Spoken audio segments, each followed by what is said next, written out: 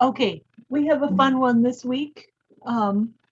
If a magical genie granted you one ability, what skill would you ask for? It's a hard one.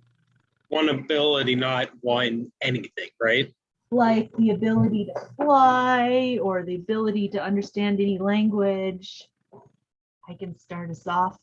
If I had a magical genie, I think I would ask for the ability to understand any language because my husband and I really like to travel and we like to go to Montreal and he speaks French, but I don't. And so it would be nice to get in on the jokes and know exactly what's being said. And I guess I don't have a magical genie, but I do have Duolingo and I could just work on my French, but a genie would be faster. I would say like more endurance for my patients, better patience. Has a lot of versatility and there's really no area of life that wouldn't be improved by better patience, you know? That's a really good one. And especially on the farm, there's all sorts of things. Yeah. Or with horses too. Sometimes they can decide that they want to do something entirely different. Mine would be a very greedy one. It'd be control over anything related to the earth. So any kind of metals, the earth itself, any plant life. And I could move it however I wanted. I could make it grow faster, change the landscape, anything. That's what I would have. So go out into your high tunnel and say, grow.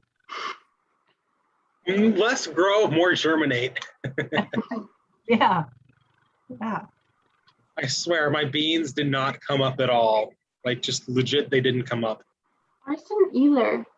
I mean, I got like 7 or 8 bean plants, but I was expecting to get like 70 or 80. Mm-hmm.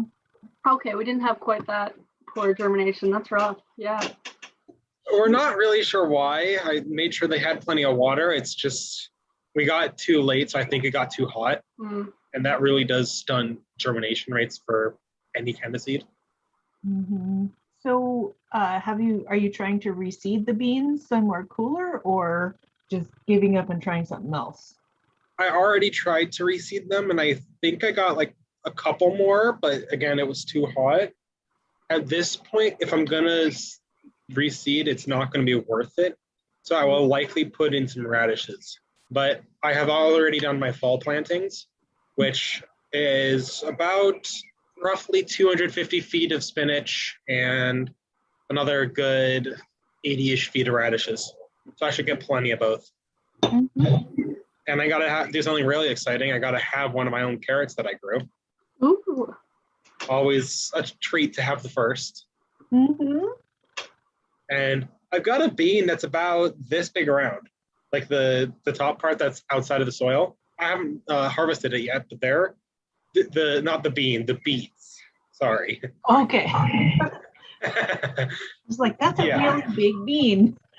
No, the beet, it's pretty big around. I haven't pulled it out yet, but they're looking really good. I'm really excited for that. Yay, fresh beets. Yeah, my high tunnel has a bit of everything, to be honest, right now. But everything that has germinated or survived transplanting has done pretty well. So that's always a good thing. Yeah. Just like the beans, though, the onions did not want to survive. But that happened all over campus. None of them survived. I think I had to pull a bunch of the onions because it wasn't worth trying to keep them. They were way too small. So I was replanting or I was planting spinach into that area. And I think I kept like 5 onions out of about 200-ish. Yeah. They didn't do well. We're not sure why. They had plenty of water, which honestly, that could have been the premise. They had too much. Or I didn't plant them deep enough into the soil because I had to get through a mulch layer first. Mm-hmm. But that could have been part of the problem. Did you get green onion tops at least? Yeah, of the ones that survived, yes. The ones that I kept, yes. But a lot of them, they didn't when we transplanted them, they had the green, but they didn't last for long. We've But got crazy amounts of blossom end rot on our peppers and tomatoes now. So tell us about what blossom end rot does. So it's pretty common and like sort of recognizable, I'd say. It basically just causes the end of your tomatoes to turn mushy, and then they turn like brown and hard, and you lose about half of your tomato volume. You can still use the other half. It's caused by a calcium deficiency in your soil, or more likely something wrong with your plant's calcium absorption. There we go. And I'm thinking that it's because of the drought. That was one of the reasons. We've been watering every day, and I don't know. We just had a soil test done, actually, and the results came back that we have like plenty of calcium, even on the high end of calcium. So yeah, but it's a substantial amount of our tomatoes that we've already lost. Some of them that are turning red, but a lot of the green ones. And then we found it on 2 peppers the other day too, and it can occur to like predominantly tomatoes, but also can be squash, peppers, cucumbers. Darn. that's unfortunate. Yeah, it's really hard to see because they look fine and they're growing nice, and then they just rot Get like that. that. Yeah. I know we had a lot of this on our peppers last year. I didn't know what it was called. I just thought it was normal, but we had that quite often. And it was unfortunate, but our main problem though was slugs. On your peppers? Yes. We had a lot of slugs. Because of the mulch? It wasn't even the mulch. We had black plastic. They just really liked them. We were doing last year, it was a pepper and a zucchini? Yeah, a zucchini mix. Like a good chunk of the high tunnel was peppers, jalapenos, all those. And then we had like 1 row of zucchini in there. With the sidewalls being open, it was only a matter of time before the slugs came. Do you see many or like a lot of weeds with the high tunnels, or is that pretty much not a problem? It depends on what you're doing in the high tunnel. If you just have soil in the high tunnel, you're going to have a nice looking field of weeds inside that high tunnel. If you have black plastic or something like that covering the entire high tunnel, you pretty much won't get weeds. I have a more living mulch of wood chips and such. So my high tunnel is pretty good where the mulch is. But when I was planting, I used a rake instead of just trying to go through the mulch. But I really didn't want to put the mulch back once I'd finished seeding, because that would just make it even harder for the seedlings to get through. So I had like foot-long spaces of just places for weeds to grow. So a lot of my time this summer has been spent weeding that, because the weeds keep coming. I've got weeds that I still haven't killed yet that are now getting to be 3.5-ish feet tall. Why It's can't you put the insane. mulch back now, or why don't you want to do that?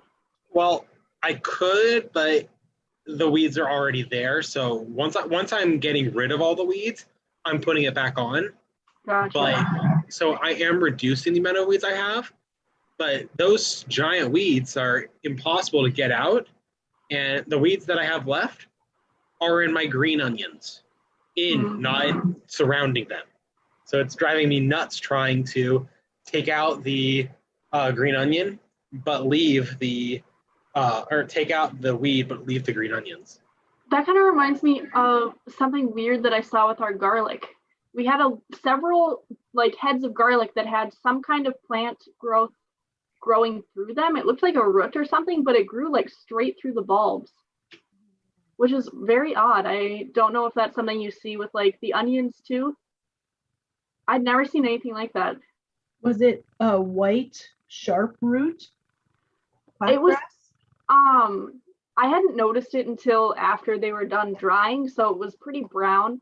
But yeah, it looked like Do you have any pictures? No, I didn't think to take pictures. I'm wondering if it was a grass root, because it was sharp. It did look sharp, and it was fibrous. Here are some pictures of quackgrass roots. Yeah, that looks like the right structure. It kind of had like that, like layered, jointy. Mhm. I've seen these grow through, like right through a potato. So I've never seen him grow through a garlic, but why not? It's also a root. That's the strangest thing. That's so interesting. Yeah, it definitely could have been that. We've had a few quake grasses in my high tunnel, but it'll be interesting to see if any of the produce has been damaged because of the quake grass. Mhm. I knew it was pretty thick, but I didn't realize it was so sharp. It's amazing. It's just like tunnels right through. That's interesting because I can definitely identify this one by its root from like weeding it out, but I wouldn't have been able to tell what quackgrass looked like from the leaf structure.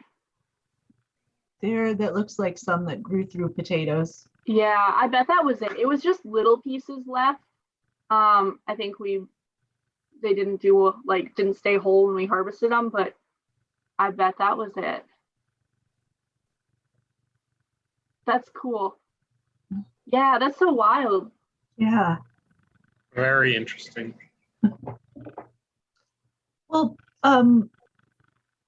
so I had a lesson plan prepared, but since it's just the three of us and you guys are having some great conversation about what you're growing and what you're learning, and the two of you have recently done tours to other farms, so I thought we could spend some time talking about what you learned. And why don't we start with Gretchen? I just saw in your experience report that you went to, was it AnP Hydroponics? Yeah, so AnP Hydroponics is in Mayville, North Dakota, about 45 minutes from the ranch that I'm at. And yeah, so they grow predominantly tomatoes, and that's all that they have in their hydroponic system. He said they've done peppers before, but they weren't very happy. The peppers weren't. So they stuck to tomatoes, and it was pretty crazy. I did not know how like big the plants can get. You just don't have a size scaling for that. But those are some huge plants. He says they do about 200 pounds of tomatoes a week. They have a recurring shipment of 25 pounds for the grocery store in town, and then they just had a shipment for another 25 pounds at another grocery store. And then the rest is farmers market. He said they normally would come up to the Grand Forks market, but they haven't had any trouble like moving their tomatoes this year. So they're just doing the local farmers market for now. What else were they working on? They had 3 beds outside, pretty good sized plots, with a type of squash, a lot of squash. He said they had like a couple thousand pounds of it last year. Wow. And then they had a bed of asparagus, which is interesting because he said that's where they always see their first bumblebees. And sure enough, there were like 3 or 4 bumblebees we saw right away there, and didn't see any in any other areas of the field, which was kind of cool. He had some onions. Those looked like they were doing really well, actually, which our onions at Stable Days aren't doing so hot either. And they're working on making their outdoor beds like low or no-till. Eventually is kind of the goal. Projects, they would like to get a water reusing system installed in their hydroponics building, because he says that there's a lot of water waste, which is kind of one of their big downsides to it. Let's see if I took any other notes on this I wanted to bring up. Oh, potatoes. That was another thing they did in their hopefully low till. Yeah, water circulation system was kind of like the sort of big goal for upcoming whatever. They have 3 people that kind of headed out. He seemed to be the one that does most of the like planting and weeding and stuff. And then I think the other couple people are like more the farmers market and that kind of side of things. Yeah, as far as like pruning the tomatoes, because I was looking at it, I was like, it's a lot of work to get all these pruned, And he says he tries to do a row a day. And holy cow, it's a lot of pruning. Did he say how long they've been in business? Yes. It wasn't terribly long. I want to say it's maybe 3 years or so, but it was previously owned by another person who had gotten it started up, and it's been in business, like established for a while. Okay. Did he say, have they been selling to the grocery store for a while, or is this new? I know it's regular this year, like every week they do it, but I don't know for how many years it's been. It sounded like it's definitely been the last couple years. Fairly regular. Yeah. So I am planning to do a farm to grocery webinar in September, and I would love to have them involved. So if you happen to have their contact info, because I've never heard of this farm or met these people, so I'm excited. I'm always excited to learn about a new farm that's doing well. Yeah, I just had Googled it and called the number that came up. Okay. And actually the person that I ended up meeting with was not the person that I talked to. Well, cool. Looks like Dennis Coast. No, Anderson. Tyler was the one that I called, and then Sean was the one that I talked to. And this contact information that comes up on their Facebook page. Do you have any questions about AnP Hydroponics, Josh, or comments, since you know a little bit about aquaponics? Yeah, I do know a decent amount about hydroponics too. They're really very similar. But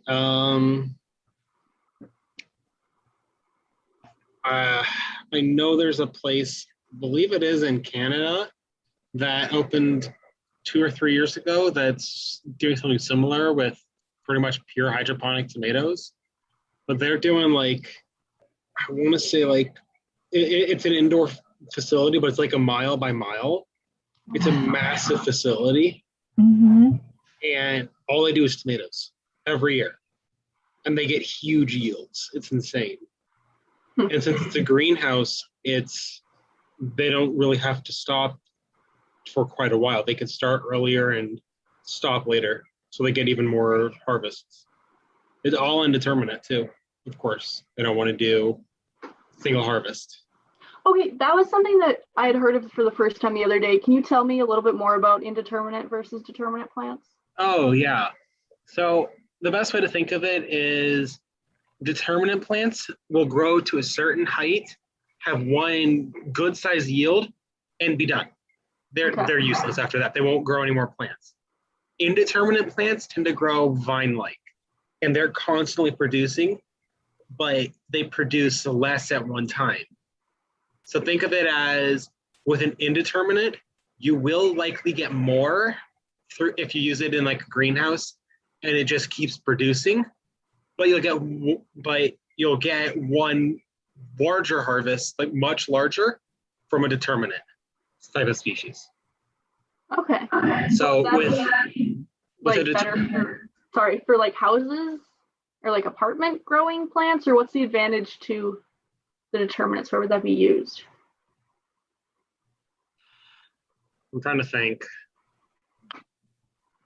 I believe determinate is better in some cases when you're trying to do a larger system. That's one of the reasons why it's so surprising that they're doing indeterminate vines, is you want to have one massive harvest, so you're not needing 8 billion people to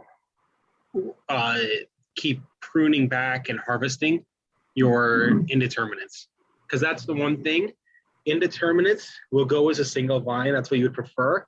But they like to make a bunch of branches that also start growing and making more branches until you just have a massive forest of tomato plants, which reduces how many you're going to get overall. You want a single vine, which you're pretty much going to get from a determinate. I'd say a determinate tomato plant is probably easier than an indeterminate for new growers, just because it's less maintenance. Okay, cool. Thank you. I might be wrong in that, but that's what, to my knowledge, is true. Maybe it kind of depends on what kind of market you have. That too. If you have like, yeah, if you're gonna do like sauce or something and you just want to have a big flush of production in like 2 or 3 weeks of the summer and then you're done, or if you want to be able to provide tomatoes to people for a longer period of time.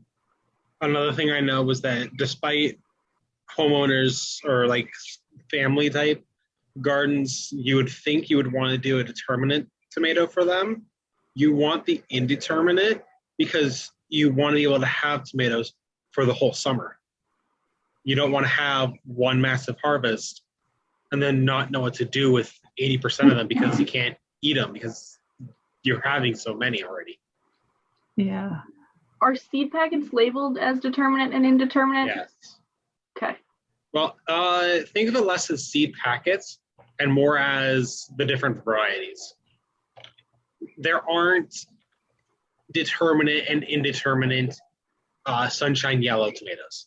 Okay. There's indeterminate sunshine yellows. And can you think of any determinate, Stephanie?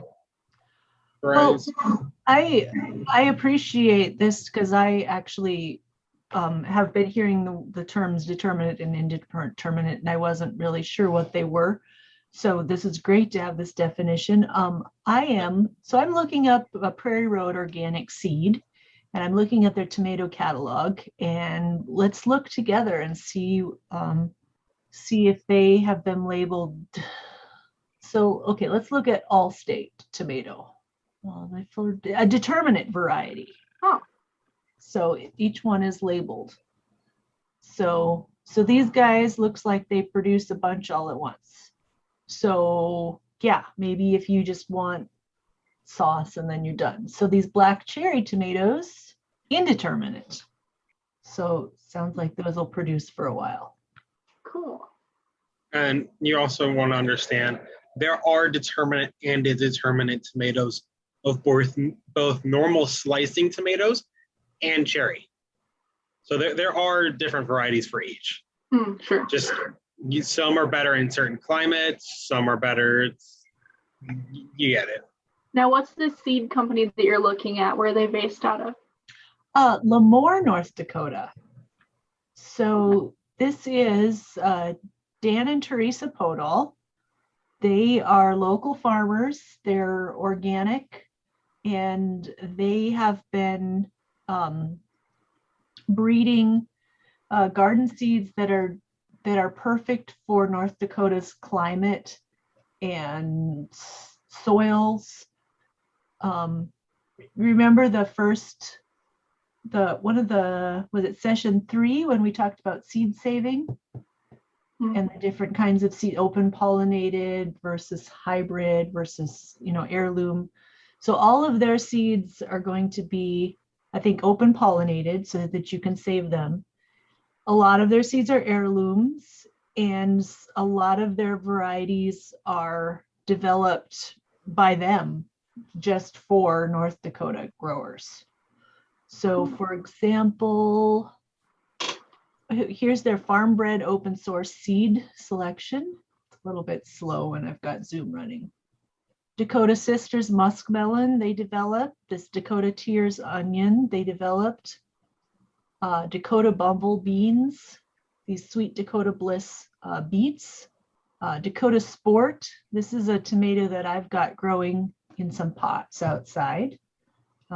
Thanks to April for the giant pots. These Dakota Rose melons, watermelons they've developed, and this Uncle David's Dakota Dessert Squash is one that they developed. You might ask Carol if she ever uses seed from these guys, Prairie Road Organics. She might know of them. I recognized a couple of those variety names, and I've definitely heard of Prairie Road. I think you've talked about it before. If you have some time, check out their blog because she's got really great tips. She's talking about, how to get your lettuce seed to germinate when it's hot. That's a good one. I think I gave you this reading about mulching this is their mulching technique. They use deep mulch and no-till. So Good yeah, looking garden. I know. Sure, beautiful. Well, Josh, you also did a visit. You went to, well, you've done two. You went to April's and then you went to Tim and Todd Kyle's. Yes, consider the irony of that for a second. I am an intern for April. And then one of the unusual tours I went to was for April's farm.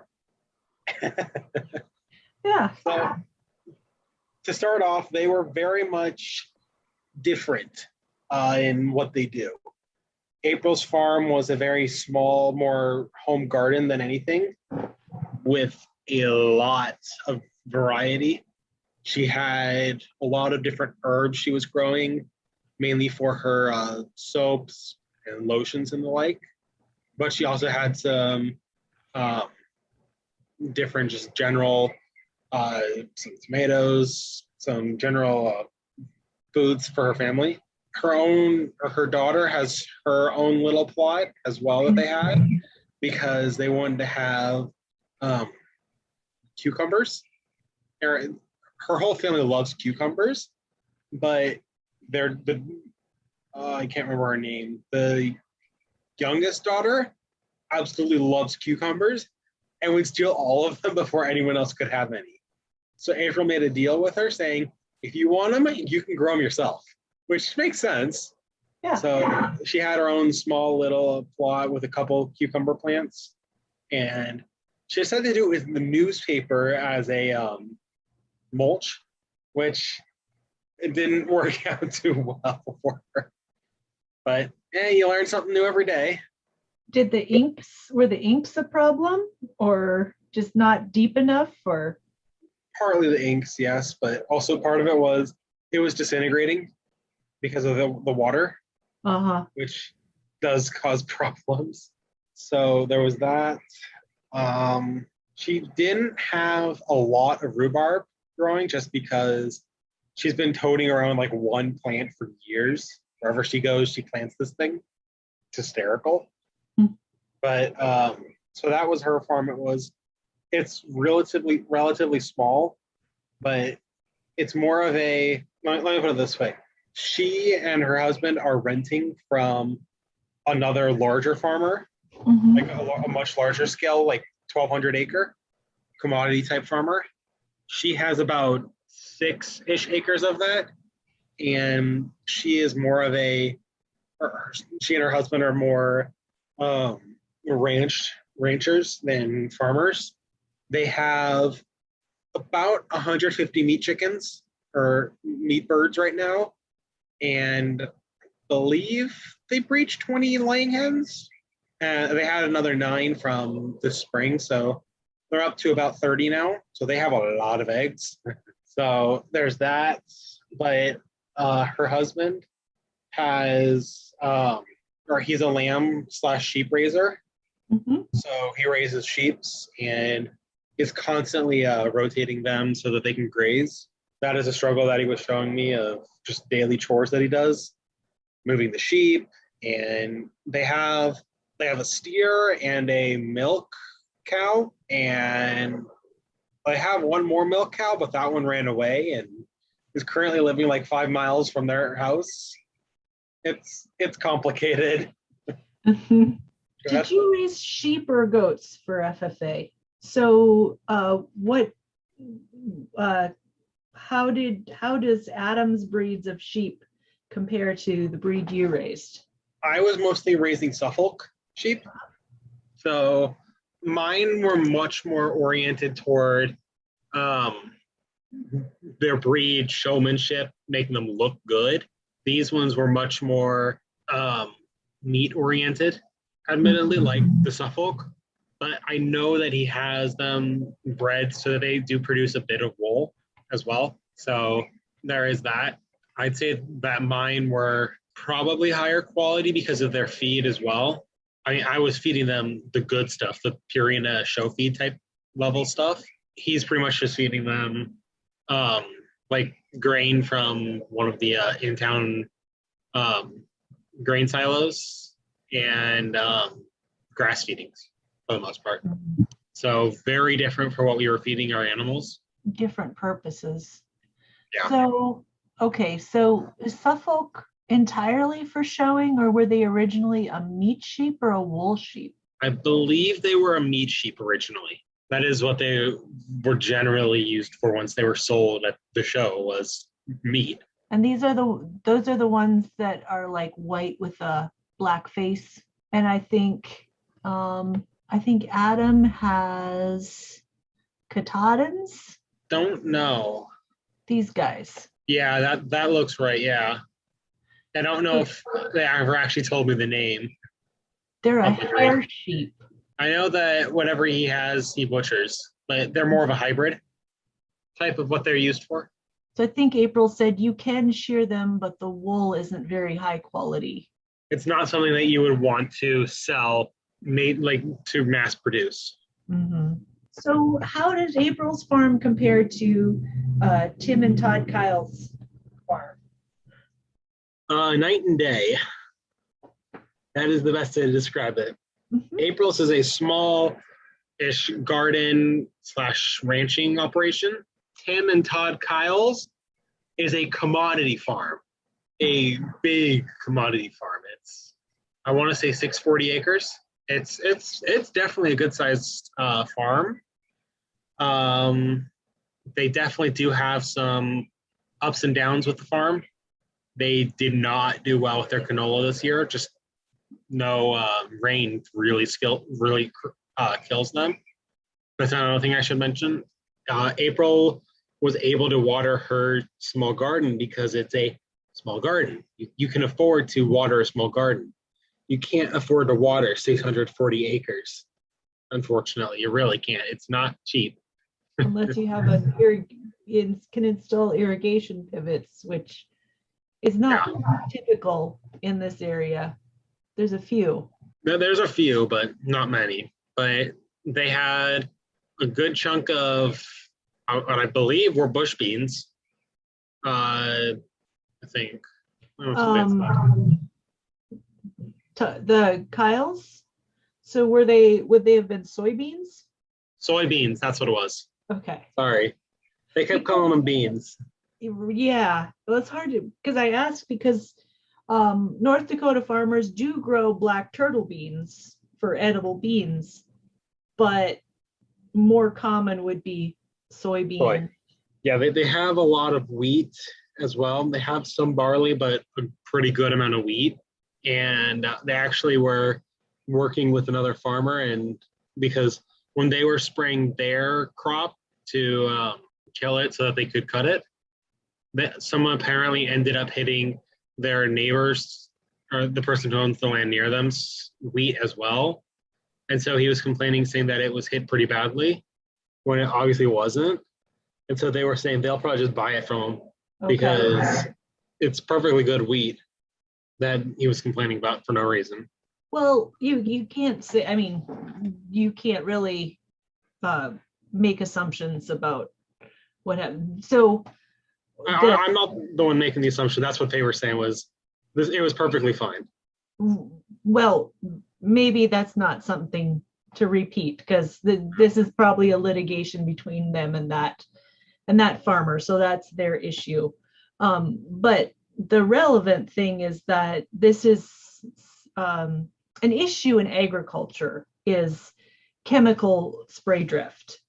So you said it was burned down, but knowing when it happened, because I heard them talking about this a few weeks ago, it's too early in the season for it to be burned down. So I think it might have been they were spraying a broadleaf crop, like maybe beans or something.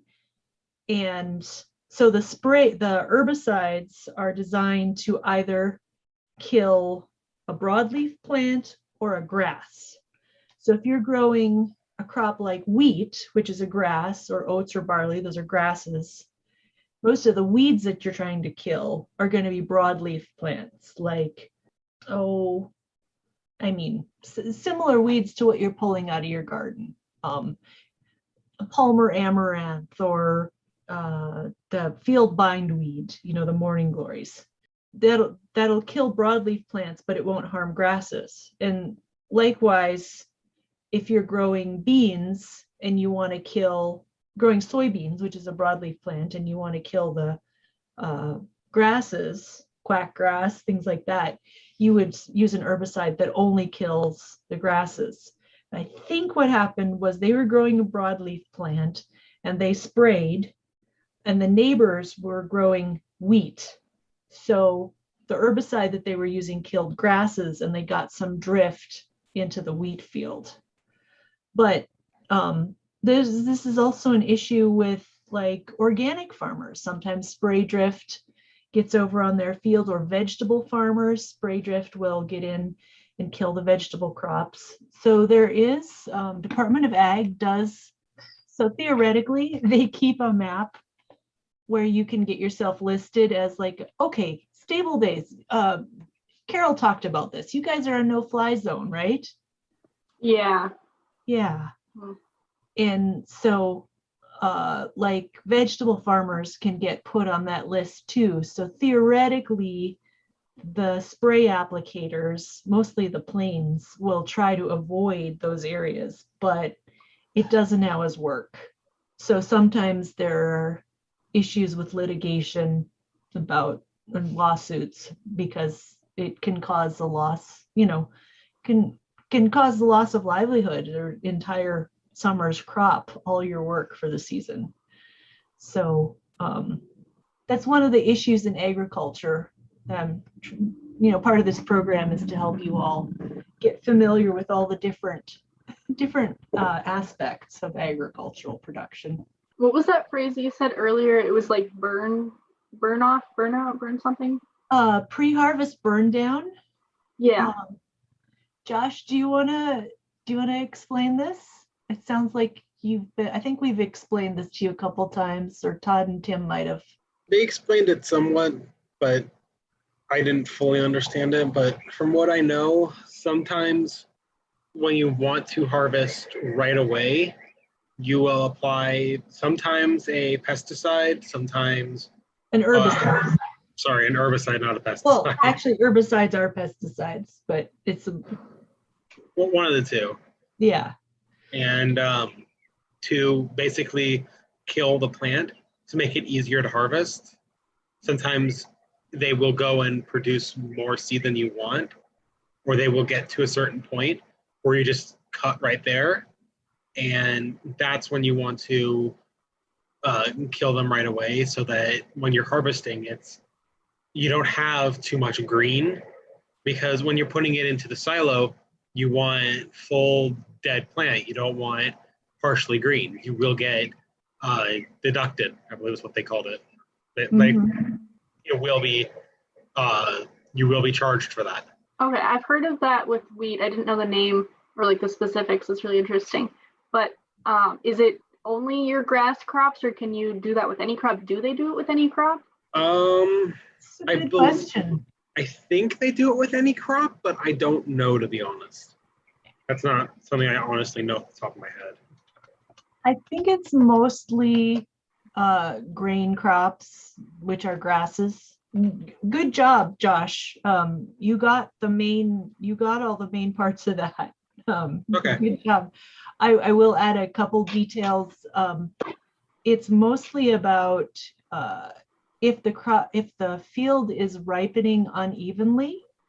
So like Josh said, you don't want it to be green. You want it all to be evenly dry and brown. So they'll spray it so that it all dies at the same time, and they can get in there. And it's happening more because they're farming larger acreages and have more to harvest in a set period of time. Also, Todd pointed out that some years, like this year, the fields germinated unevenly because of the cold temperatures, and then followed by heat in the spring. So then they're ripening really unevenly. And if you look at the fields, they just look like splotchy. And then the other reason is, if a farmer has a smaller field and more time, they can encourage even dryness by cutting it first, like almost like making hay, you know, cutting it with a swather and letting it dry on the ground. But they want to straight combine it, just like go through with a combine while it's still standing, which is faster, more efficient. And so they do this pre-harvest burn down. Let's quickly talk about the upcoming field day and some homework. So let's see. So Gretchen, I still need your experience report from last I did just submit it before class. Ah, perfect. Or I Okay. think, yeah. Okay. The first through the ninth one. And then, so our group has gotten smaller. Clara and Natalie are both done. So we're down to 7. And then we do have a farm tour coming up on August 18th. I saw you already registered, Josh. Do you think you'll be able to make that one, Gretchen? Yeah, I'm planning to, and I just registered today. And then Elizabeth from the ranch will be coming with as well, and I sent her the link. Awesome. And you guys are welcome to bring, well, you saw the thing about guests because you're bringing Elizabeth. So if you want to carpool with anyone from Fargo, we'll see who else is going. That can be arranged, or you can, but we reimburse mileage. So either way, and then, yeah. So you saw there were some pre-readings for that, and those will align with today's homework. Can you reimburse mileage for, like if Elizabeth drives, can we get mileage reimbursed for her, or would it have to be my driving my car? Or could I submit the mileage and just... Why don't you submit the mileage and just reimburse her? Okay. Just because it's mostly just logistics. Because you're in our system, she probably isn't anymore. I'm going to give you some homework, which is what we would have done in class. So today's topics were both Black farmers and basically why have, the United States used to have 14% of all farmers were Black. And at this point, it's 2%. And, why that decline, we talked in one of our earlier sessions about food deserts, about how when something is away, like when there are food deserts, it's not just happenstance that it got that way. There were laws or practices or just like systemic racism choices made by people in power that caused it to get that way. And so you've got some videos, what happened to all the Black farmers from NBC, and how Black Americans were robbed of their land from the Atlantic. So you can watch those on your own. Next week, we're learning about grapes and winemaking and viticulture. And we'll have some guest speakers, so we won't have a ton of time for discussion, but we'll try to squeeze in some time to discuss those videos, and we can always discuss them in future sessions too. So I think your reflection question will be your response to those 2 videos, and they're both about 15 minutes long. You've also got a reading about Fannie Lou Hamer and farming as activism. And I'll put in some readings about the Southern Federation of Cooperatives, which is an organization of Black farmers in the South working on these issues.